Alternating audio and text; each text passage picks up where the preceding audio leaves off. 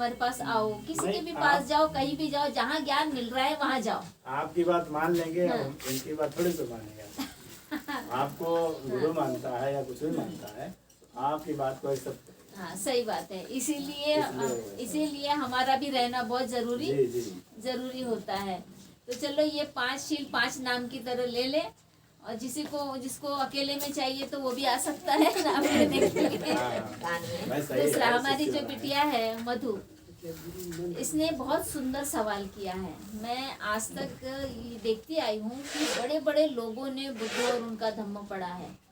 हमारे इधर महाराष्ट्र में तो वर्षावास में यही किताब पढ़ी जाती है, 3 महीने तक पढ़ी जाती है, लेकिन बहुत सारे लोग उसकी प्रस्तावना नहीं पढ़ते हैं।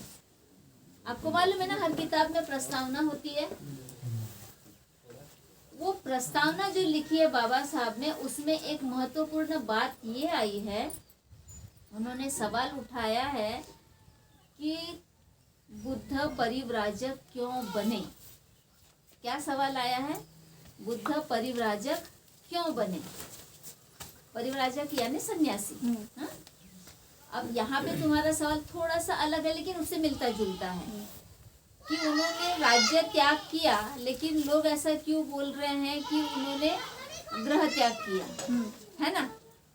या फिर ऐसा उन्होंने क्यों किया, क्लियर नहीं है। क्यों किया ये तो मुझे पता है। हाँ, क्यों किया ये पता है, लेकिन ऐसा क्यों लोग बोला क्यों जाता कहते है? लोग क्यों ऐसा बोलते हैं कि लोग लोग उन्होंने ऐसा क्यों ग्रह त्याग किया, उन्हें क्या? पता हाँ, यही मतलब सवाल है। जो असली कारण है वो लोग नहीं बता रहे हैं, और एक कहानी गढ़ी गई है कि उन्होंने 4 दृश्य देखे थे, है ना? ये कहानी गढ़ी है, बहुत सारे पुराने लोगों को मालूम होगा कि उन्होंने एक वृद्ध व्यक्ति को देखा, एक बीमार को देखा, एक अंतिम यात्रा शव यात्रा देखा, और एक सन्यासी देखा।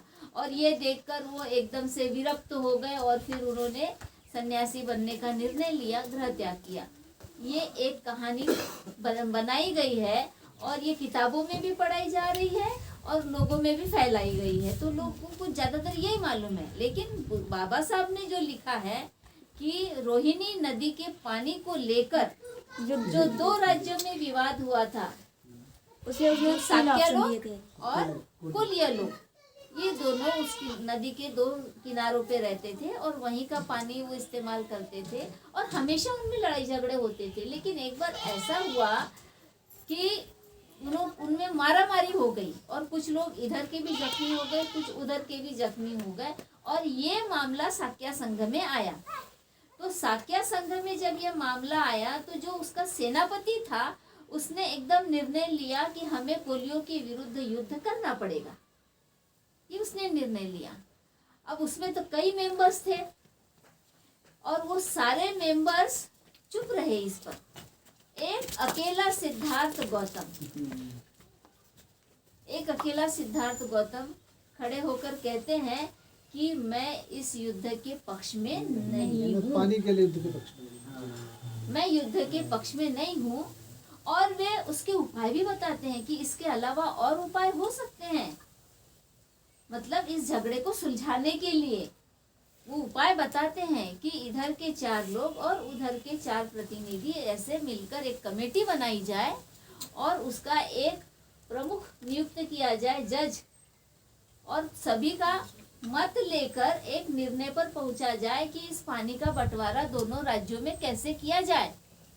ये उपाय भी बताते हैं कि युद्ध के बिना ऐसे भी इस मामले का निपटारा किया जा सकता है, लेकिन सेनापति मानने को तैयार नहीं होता है, और वो वोटिंग करता है। वो कहता है कि तुम्हारा अलग मत है और हमारा अलग मत है, तो जितने भी साक्य संघ के सदस्य हैं वो किसके पक्ष में मत देते हैं ये देखना पड़ेगा। तो जितने भी सदस्य रहते हैं वो सेनापति से डरते हैं, इसलिए अधिकतर मत जो है, बहुमत, वो सेनापति के पक्ष में आते हैं, और सिद्धार्थ गौतम के पक्ष में मत नहीं आते हैं। तो ये हो जाता है बहुमत से निर्णय संसद में। एक तरह की संसद थी वो साक्य सभा, तो बहुमत से ये निर्णय हो जाता है कि युद्ध होना ही होना है। जब दूसरी सभा भरती है और उसमें ये ऐलान किया जाता है कि साक्य संघ के नियमों के तहत जो 20 वर्ष और उससे ऊपर के हैं, 50 वर्ष तक के, उन सभी को युद्ध में भाग लेना अनिवार्य होता है। तब सिद्धार्थ गौतम कहते हैं, ये उनका 8वां साल था शाक्य संघ में, एक पॉलिटिकल व्यक्ति के रूप में। तो वो कहते हैं कि मैं युद्ध में भाग नहीं लूंगा। पहली बात क्या हुई थी? युद्ध होने की, उसका विरोध किया कि युद्ध नहीं होना चाहिए। और जब युद्ध निर्णय लिया गया तो उन्होंने कहा मैं युद्ध में भाग नहीं लूंगा। तो सेनापति ये कहता है कि तुमने शपथ खाई थी, शाक्य संघ का सदस्य बनते समय, कि जो भी यहाँ पर निर्णय लिए जाएंगे उनका तुम सम्मान करोगे, उसके खिलाफ नहीं जाओगे। तुमने ये शपथ खाई थी। ये देशभक्ति की शपथ हो गई। हमारे मंत्री लोग लेते हैं ना शपथ। तो सिद्धार्थ क्या कहते हैं, मुझे अच्छी तरह से याद है, मैंने शपथ खाई थी कि मैं शाक्य संघ के और शाक्य लोगों के अहित में कोई भी बात नहीं करूंगा। जो भी बात उनके अहित की होगी ऐसा मैं कोई कार्य नहीं करूंगा। और मैं उसको याद रखते हुए ही बोल रहा हूँ कि युद्ध करना शाक्यों के हित में नहीं है, इसलिए मैं इसका विरोध कर रहा हूँ। बात क्लियर हो रही है, समझ में आ रही है? प्रश्न यहाँ पर केवल युद्ध के निर्णय का समर्थन या असमर्थन नहीं है, तो शाक्य के हितों की बात कर रहे हैं। क्या युद्ध किसी के हित में होता है? वो सोचने पर मजबूर करते हैं कि यदि युद्ध होगा तो दोनों तरफ के लोग मारे जाएंगे, दोनों राज्यों का नुकसान होगा, आर्थिक नुकसान भी होगा, मनुष्य हानि भी होगी, अराजकता भी फैलेगी, हाहाकार मच जाएगा, भूखमरी आएगी। युद्ध में यही तो होता है। युद्ध का परिणाम कभी अच्छा नहीं होता है। ये सिद्धार्थ उन्हें समझाना चाहते हैं कि ये हित में नहीं है, इसीलिए मैं इसका विरोध कर रहा हूँ। लेकिन सेनापति फिर भी नहीं मानता है और वो कहता है कि तुम देशद्रोह कर रहे हो। संसद में जो बात निर्णय ले चुकी है उस निर्णय के खिलाफ जाना देशद्रोह होता है ना? अभी हमारी गवर्नमेंट भी ऐसे ही नीतियां बना रही है, निर्णय हम पर थोपे जा रहे हैं क्योंकि वो संसद में लिए जा रहे हैं, और संसद में जो निर्णय लिए जाते हैं वो लागू हो जाते हैं। उसका कोई इक्का दुक्का आदमी विरोध करे तो वो देशद्रोही कहलाता है। तो ये जो मामला चला सिद्धार्थ गौतम पर, ये देशद्रोह का मामला चला था। तो इसमें ये निर्णय लिया गया कि इन्हें अब दंडित करना है देशद्रोह का आरोप लगाकर। तो दंड में 3 ऑप्शन रखे गए। एक, युद्ध में भाग ले सकते हो। दूसरा, तुम्हारी जो भी संपत्ति है, माता पिता की जो संपत्ति है, उस पर शाक्य संघ कब्जा कर ले और उन पर बहिष्कार डाले। बहिष्कार डालना समझते ना, उनके साथ किसी तरह का व्यवहार नहीं करना। और तीसरा, मृत्युदंड। ये 3 ऑप्शन उनके पास में विकल्प रखे जाते हैं। तो पहला तो उन्होंने पहले ही नकार दिया था, युद्ध में भाग लेना, वो तो खारिज ही हो गया। दूसरा जो था, बहिष्कार डालना परिवार पर, शाक्य के द्वारा और उनकी संपत्ति को जब्त करना, तो इन्होंने कहा कि ये तो मैं अपना निर्णय ले रहा हूँ, मेरे परिवार का इसमें कोई लेना देना नहीं है। मेरे किए की सजा मेरे परिवार को क्यों मिले? इसलिए उन्होंने कहा कि मेरे परिवार को किसी तरह का नुकसान ना पहुंचाया जाए। तो ये दूसरा भी चला गया। फिर बचा आखिरी विकल्प, मृत्यु दंड। तो बोले मैं मृत्यु दंड देने के लिए तैयार हूँ, सिद्धार्थ ने कहा। अब क्या हो गया कि कुछ सदस्य खड़े हो गए सभा में और उन्होंने कहा कि यदि सिद्धार्थ गौतम को मृत्यु दंड दिया जाता है तो हमारा जो पड़ोसी राजा है प्रसेनजीत, उसको ये बात पता चल जाएगी। मृत्यु दंड के लिए उसकी परमिशन लेना जरूरी था, क्योंकि शाक्य राज्य जो कपिल राज्य था ये पूरी तरह से स्वाधीन नहीं था, सार्वभौम नहीं था, वो प्रसेनजीत के अधीन भी था, कुछ मामलों में अधीन में था।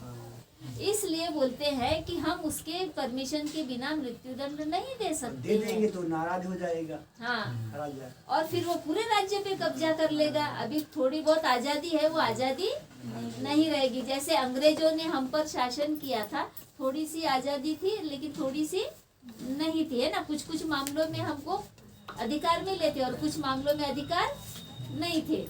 तो इसी तरह से वो था। तो फिर सिद्धार्थ ने कहा फिर क्या किया जाए?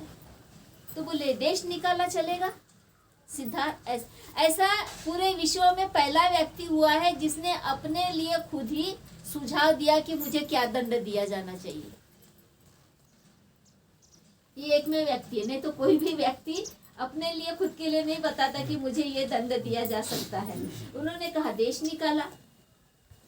अब देश निकाला जब फाइनल किया तो फिर कुछ लोग खड़े हो गए मेंबर्स, और वो बोले कि यदि देश निकाला दे देते हैं तो ये बात भी राजा प्रसेनजीत से छिपी नहीं रहेगी।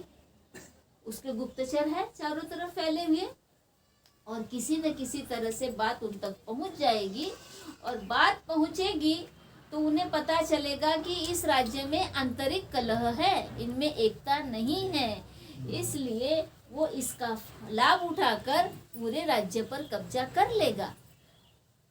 तो ये लोगों ने जब सुझाया तो इसको भी कैंसिल किया गया, क्योंकि ये खतरा मोल नहीं ले सकते थे।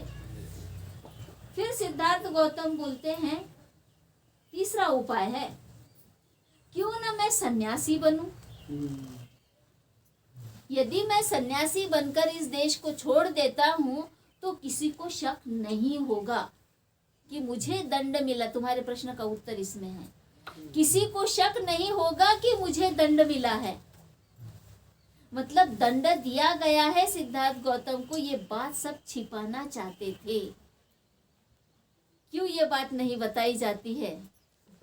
छिपाने का मकसद ही ये था कि किसी को पता ही न चले, खास करके राजा प्रसेनजीत को पता न चले, क्योंकि उससे खतरा था वो कपिल राज्य पर अपना कब्जा कर लेगा।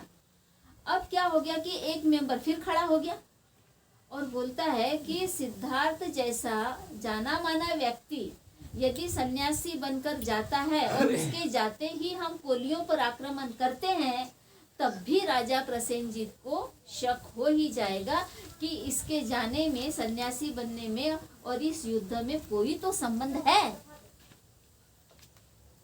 तो ये भी हमारे लिए खतरा हो सकता है। तब फिर ये निर्णय लिया जाता है। सिद्धार्थ गौतम कहते हैं कि मैं सन्यासी बनकर जाऊंगा तो कुछ समय के लिए आप युद्ध को स्थगित कर देना, तुरंत युद्ध मत करना।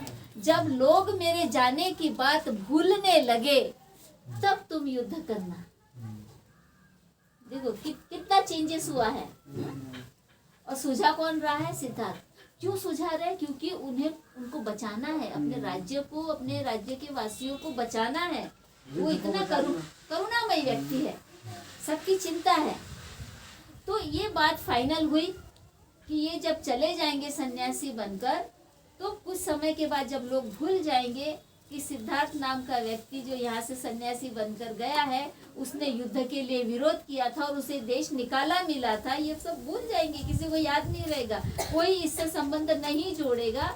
ये फाइनल हो जाता है। फिर जब सिद्धार्थ घर जाते हैं तो वहां तक तो पहले बातें पहुंच चुकी होती है, माता पिता रो रहे होते हैं, लेकिन यशोधरा नहीं रो रही होती है। माता महाप्रजापति बोलती है कि तुमने ये सही नहीं किया, ये जो निर्णय लिया है सन्यासी बनकर देश छोड़ने का। तुम क्षत्रिय हो और तुम्हारा काम है युद्ध करना। तो सिद्धार्थ क्या उत्तर देते हैं? ये कैसा कर्तव्य है युद्ध करना? क्षत्रियों का कर्तव्य युद्ध करना नहीं, बल्कि प्रजा की रक्षा करना है, और यही मैंने किया है। देखो हल्का सा फर्क होता है समझने में। सब लोग क्या बोलते हैं? क्षत्रियों का धर्म है युद्ध करना, युद्ध करना। नहीं, उनका धर्म है उनके तहत जो प्रजा है उसकी रक्षा करना, और ये सिद्धार्थ गौतम ने सच में किया। वो समझाता है अपनी माँ को। फिर यशोधरा के पास में जब जाते हैं तो यशोधरा बोलती है तुम्हारी जगह मैं होती तो मैं भी यही निर्णय लेती। मैं नहीं चाहती कि साकी और कोलियों के बीच युद्ध हो। तुम निश्चिंत होकर जाओ, तुम्हारे पीछे मैं राहुल को और तुम्हारे माता पिता को अच्छे से देखूंगी, उनकी देखभाल करूंगी, उनकी चिंता मत करना। मतलब उसकी सहमति होती। यहाँ पर भी लोगों में भ्रम फैलाया गया है कि वो उसको सोती हुई छोड़ के गया, बातचीत करके नहीं गया, माता पिता को दुख दिया। ये बुद्ध को बदनाम करने के लिए कहानियां गढ़ी गई है, क्योंकि बुद्ध इतने जग प्रसिद्ध हो गए हैं कि उनको खत्म करने के लिए साजिशें रची गई है। ये साजिशों में आता है।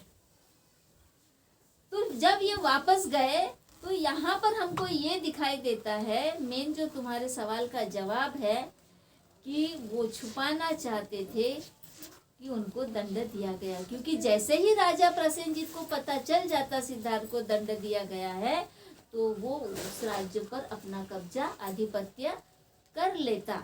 उससे छुपाने के चक्कर में ये हो गया कि ये बात इतनी छिपाई गई, किताबों में लिखी गई, ग्रंथों में लिखी गई।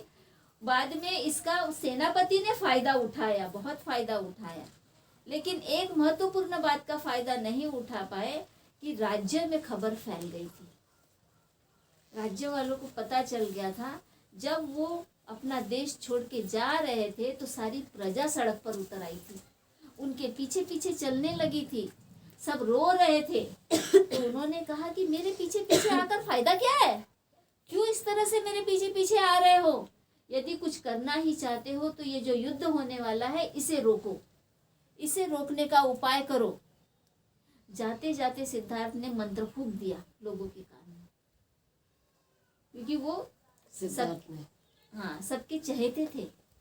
सिद्धार्थ सबके चहेते थे, एक अच्छे व्यक्ति थे, लोग उनको पसंद करते थे, इसीलिए उनका जाना ये लोगों को बहुत खल रहा था, आम जनता को। तो आम जनता दुखी थी। जब उन्होंने देखा कि एक अच्छे व्यक्ति को सजा मिली है तो हम ये बर्दाश्त नहीं करेंगे। और जैसे ही उन्होंने बोला कि ये युद्ध को रोकने का उपाय करो, बात छिपी कहाँ? नहीं छिपी, बात तो खुल गई, पूरे कपिलवस्तु में फैल गई। और उनके जाने के बाद में लोगों ने आंदोलन छेड़ दिया। और मुझे लगता है कि प्राचीन भारत का ये सबसे पहला आंदोलन है, सड़क पर उतरकर किसी देश के निर्णय के खिलाफ। और ये सफल आंदोलन हुआ। उन्होंने सीधे नारे लगाए कि सेनापति को माफी मांगनी पड़ेगी, सेनापति को ये युद्ध रोकना पड़ेगा, हम इस निर्णय को नहीं मानते हैं, हम इस युद्ध को नहीं होने देंगे, सिद्धार्थ गौतम का जो त्याग है वो हम बेकार नहीं जाने देंगे। इस तरह के नारे लगे सड़कों पर और मजबूर हो गया सेनापति अपना निर्णय वापस लेने के लिए। तब तक के तो सिद्धार्थ गौतम राजगृह पहुंच गए थे। और वहां पहुंचने के बाद में उनको संदेश मिला 3-4 महीने के बाद में कि तुम जिस कारण से घर छोड़ के आए थे या राज्य छोड़ के आए थे वो कारण ही खत्म हो गया है, युद्ध तो टल गया है, और तुमने जो उपाय बताया था उसी उपाय से किया गया। कमेटी बनाई गई दोनों तरफ के प्रतिनिधियों की और पानी का बंटवारा हुआ। तो अब तो युद्ध नहीं हुआ, तो अब तो तुम जा सकते हो वापस। तब सिद्धार्थ ने सोचा ये तो बड़ी खुशी की बात है कि मैंने जो कुछ भी किया रोकने के लिए वो सफल हुआ। मैं जो चाहता था वैसा ही हुआ, युद्ध नहीं हुआ, किसी का नुकसान नहीं हुआ। मैं क्या सच में अब घर वापस जा सकता हूँ? उनके दिमाग में ये विचार चल रहा था। तो क्या सोचते हैं वो? बोलते हैं कि राज्य में युद्ध तो कभी कभी होता है, रोज होता है क्या? कभी कभी होता है ना, डेली नहीं होता है। अभी जैसे हमारे सैनिक भारत के बॉर्डर पर है, उधर पाकिस्तान के बॉर्डर पर भी सैनिक है, चाइना के बॉर्डर पर भी सैनिक है, रोज थोड़ी लड़ रहे हैं। वो रक्षा करने के लिए खड़े हैं, कभी कुछ उन्हें लगा, ऐसा डाउट हुआ तो वो फायरिंग करते हैं, कि रोज लड़ाई नहीं होती है। अगर कोई जबरदस्ती अटैक कर दे तब लड़ाई होती है। तो यहाँ पर सिद्धार्थ गौतम यही सोचते हैं कि राज्य के बीच में तो कभी कभी लड़ाई होती है, रोज रोज तो नहीं होती है। लेकिन मैं देख रहा हूँ कि परिवार में भाई भाई से लड़ रहा है, पिता पुत्र से लड़ रहा है, माँ बेटी से लड़ रही है, बहन बहन से लड़ रही है। मतलब घर परिवार में आपस में ही लोग एक दूसरे से रोज लड़ाई कर रहे हैं।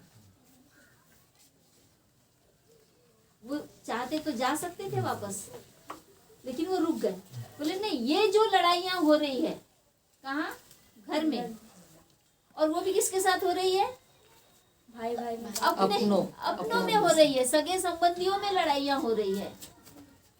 और कहाँ हो रही है? समाज में हो रही है।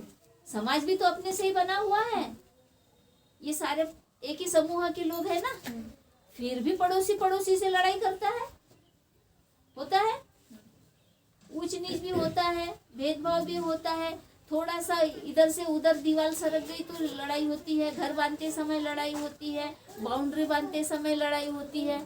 मतलब समाज में भी लड़ाई हो रही है। किस तरह की लड़ाई हो रही है? हम बड़े तुम छोटे, इसकी लड़ाई हो रही है। उस समय बुद्धा के समय में वर्ण व्यवस्था थी और उन्होंने देखा खुद कि जो ब्राह्मण वर्ग था वो दूसरों के साथ में निम्न व्यवहार करता था। जो किसान लोग अपना उपज उगाते थे, फसल उगाते थे, और जब उसको निकालते थे तो सबसे पहले किसके घर में जाता था अनाज? ब्राह्मणों के घर में जाता था। वो उनकी इज्जत नहीं करता था। उन्होंने देखा था कि मजदूर लोग खेतों में काम करते हैं, लेकिन जो मालिक होता है वो मजदूर के साथ अच्छी भाषा का प्रयोग नहीं करता, उसकी बेइज्जती करता है, उसको कोड़े बरसाता है, उससे काम करवाता है, उसको खाने को बराबर नहीं देता है। तो ये जो समाज में और परिवार में हो रहा है, भेदभाव हो रहा है, एक वर्ग दूसरे वर्ग के साथ में लड़ाई कर रहा है, तो इसको ठीक कैसे किया जा सकता है? ऐसा क्यों हो रहा है? ये सवाल उनके मन में कौन था? तो बोले नहीं, मेरा काम खत्म नहीं हुआ। एक सवाल तो वहाँ ठीक हो गया, राज्य की लड़ाई जो थी वो खत्म हो गई, लेकिन ये जो सवाल है रोज रोज के, इसका कारण ढूंढना बहुत जरूरी है, इसको ठीक करना जरूरी है। इसलिए अभी मैं घर वापस नहीं जाऊंगा, ये निर्णय उन्होंने लिया। तो उस समय राजा बिंबिसार भी उनसे मिला, और जब उसे पता चला कि ये राजा शुद्धोधन का पुत्र है जो अपना राजपाट सब छोड़ के आया है, तो उन्होंने ऑफर किया कि मैं मेरा आधा राजपाट देता हूँ, तुम क्षत्रिय के बेटे हो, तुम ऐसे कैसे सन्यासी बन सकते हो, वो भी इतनी कम उम्र में। इस उम्र में तो धन अर्जित किया जाता है, गृहस्थी की जाती है, ऐशो आराम किया जाता है, भोग विलास किया जाता है। राजाओं के बेटे क्या करते थे? भोग विलास ही करते थे। राजा बिंबिसार ऐसे समझाता है, ये कोई उम्र है सन्यासी बनने की? तो बोलता है नहीं, इसी समय जरूरत है सन्यासी बनने की, क्योंकि इसी उम्र में हमारी इंद्रियां हमारे नियंत्रण में नहीं रहती है, इसी उम्र में हम भटक जाते हैं, हमारे इंद्रियों के वशीभूत होकर हम अपना नुकसान कर लेते हैं, हमारा पतन हो जाता है। यही सही वक्त है, और हमारे इधर बूढ़े होने के बाद में चीवर ले रहे हैं, जबकि वो कितने कम उम्र में लिए थे। फिर वो वहां से शुरू करते हैं अपनी यात्रा कारणों को ढूंढने की। तो पहले आलार कालाम के पास में जाते हैं, फिर उद्दक रामपुत्र के पास जाते हैं। ऐसे बहुत सारे उस समय के ब्राह्मण आचार्य थे जो अपने अपने आश्रम खोल के बैठे हुए थे। वहां पर बहुत सारे लोग ध्यान, साधना, प्राणायाम ये सब सीखने के लिए जाते थे। तो ये सभी के पास में क्यों गए? अपने सवालों के जवाब खोजने के लिए कि ये घर परिवार और समाज में आपसी कलह, विद्रोह, ऊंच नीच, भेदभाव क्यों है, आदमी इतना दुखी क्यों होता है, क्यों आपस में लड़ाइयाँ करता है। लेकिन वहां जो उन्होंने किया उससे उनके सवालों के जवाब नहीं मिले। इसका मतलब समझ लो कि जो पुरानी पद्धति है प्राणायाम करने की, आनापान करने की, उससे हमें हमारे समस्याओं के उपाय नहीं मिलते हैं। वहां पर सांस पर नियंत्रण रखना सिखाया जाता है। अभी के इसमें क्या सिखाया जा रहा है? संवेदनाओं को देखना सिखाया जा रहा है। संवेदनाएं मतलब हमारे शरीर में जो वेदनाएं होती है ना, सेंसेशन होते रहता है, कभी ठंडा लगता है, कभी गर्म लगता है, कभी ऐसा लगता है कि इलेक्ट्रिक दौड़ रही है, तरह तरह के प्रतिक्रिया हमारे शरीर में होते रहती है, हम भी प्रतिक्रिया करते रहते हैं।